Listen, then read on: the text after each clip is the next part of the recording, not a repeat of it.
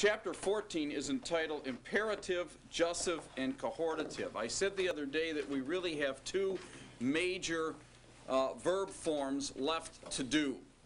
What have we done so far? Let's recap the action so far. We've done, the first set of forms was perfect, katal, katala, katalta. Remember that? The perfect is essentially your past tense. Then we did the other major tense, which is imperfect. And what's distinguishing about imperfects? They're made with prefixes. Yik, tol, tick, tol, etc. Right? That was your yik, tick, tick, tick, ek stuff. Then we did participles. Participles are technically a verb form, even though they are verbal adjectives and take the form of nouns in terms of making feminines and masculine, feminine, singulars, and plurals. There are two major chunks left. They are the imperative system and the infinitive system. Okay? And what we're going to do now is the imperatives. Now, what do we mean by an imperative? What's an imperative? You should know this term. It's a command form. All right, do this. They can be a negative. They can be don't do that. In Hebrew, I like to distinguish what I call the imperative forms used in both sort of a broad sense and a narrow sense. Now, Lutherans can understand this kind of jargon. Okay? We talk about the gospel in the broad sense, and we talk about the gospel in the narrow sense. In Hebrew, we talk about imperatives as describing an entire system of verbs that includes all three persons.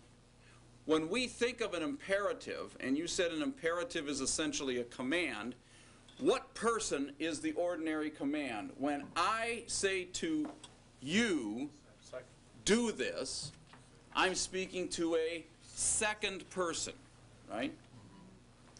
But all languages have some way of giving a command with reference also to a third person or sometimes to a first person. Don't you do this in Greek? You have things like, what do you call those? Cohortatives or hortatory forms? Something like that, right? Kind of a blur. Yeah, it's kind of a blur.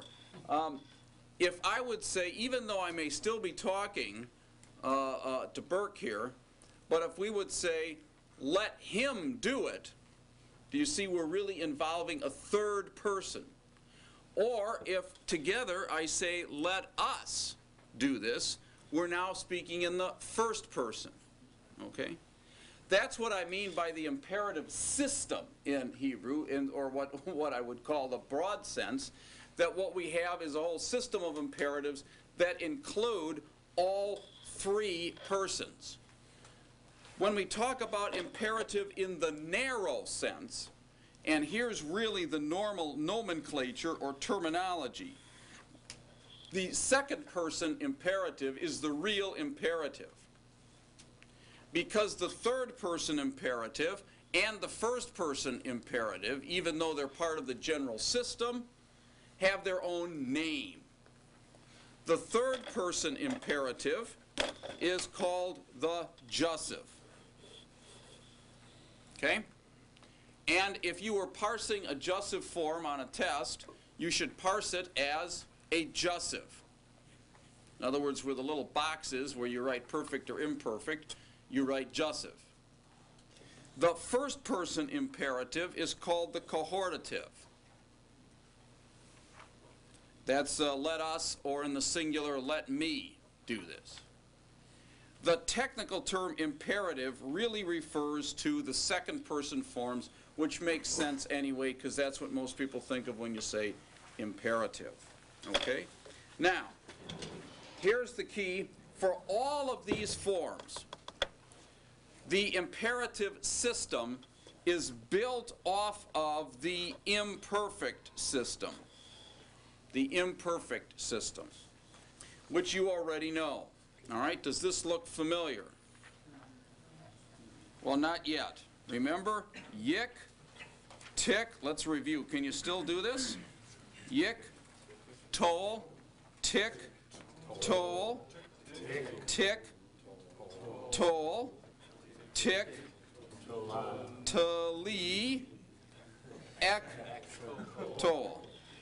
Nick, so, no, my fault. Ooh, got ahead of myself. Yick, that's a yod, right? Yick, tlu, tick, toll, na,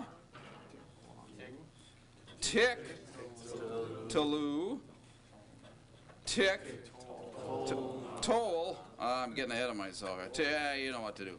And nick toll. All right, nick toll. Now, when we're talking about the imperatives, we're going to use the imperfect system as our base. So this would be a good time to go back and review the imperfect. We're going to see that when we talk about the so-called jussive, what do we mean by jussive now? Jussive is the third person, that we're going to use these forms to form the jussive. When we talk about the cohortative, what do we mean by the cohortative? First person, we're going to use these forms. At this point, we're not going to worry about either of those because we're worrying about the imperative. Okay? And the imperative is the second form, the second person form.